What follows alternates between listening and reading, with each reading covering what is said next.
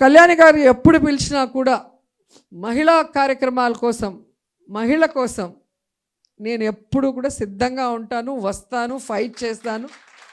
మీరు ఎవ్వరు కూడా భయపడని అవసరం లేదు. ఇద్దరం కూడా ఏ కార్యక్రమం ఎక్కడ చేయాలనుకున్నా కూడా మీరు పిలిస్తే మహిళా నాయకురాలుగా ఎదగటమే కాకుండా మహిళల కోసం అటు అసెంబ్లీలో నేను ఎమ్మెల్యేగా ఉన్నప్పుడు, ఇప్పుడు ఎమ్మెల్సీగా ఉన్నప్పుడు తను శాసన మండలిలో ఫైట్ చేస్తూనే ఉన్నాం. అలాగే ఇప్పుడు అక్కడ అవకాశం లేదు కాబట్టి బయట చేస్తున్నాం. సో బయట చేసినా లోపల చేసినా మన ఫైటే. మహిళా శక్తి మామూలుది కాదు, తగ్గేదే లేదు. సో మనకున్న ఈ శక్తిని మనం ఒక కమిటీల రూపంగా ఇప్పుడు వేశారు. ఇంకా ఎవరైనా లేకపోతే వాళ్ళందరినీ కూడా కమిటీల్లోకి తీసుకురండి, ఎవరైతే ఇంట్రెస్ట్గా ఉంటారో, యాక్టివ్గా ఉండాలనుకుంటారు.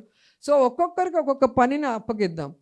కొందరు చదువుకున్న వాళ్ళు సోషల్ మీడియాలో యాక్టివ్గా ఉంటే వాళ్ళకి ఆ సైడ్కి పంపిద్దాం.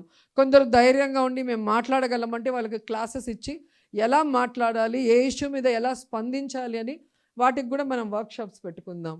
అలాగే ఇష్యూస్ వచ్చినప్పుడు ఎలా రియాక్ట్ అవ్వాలో కూడా ఇమీడియట్గా మనం ఒక టీమ్ని రెడీ చేసుకుంటే ఇంకా మనకున్నది 3 years.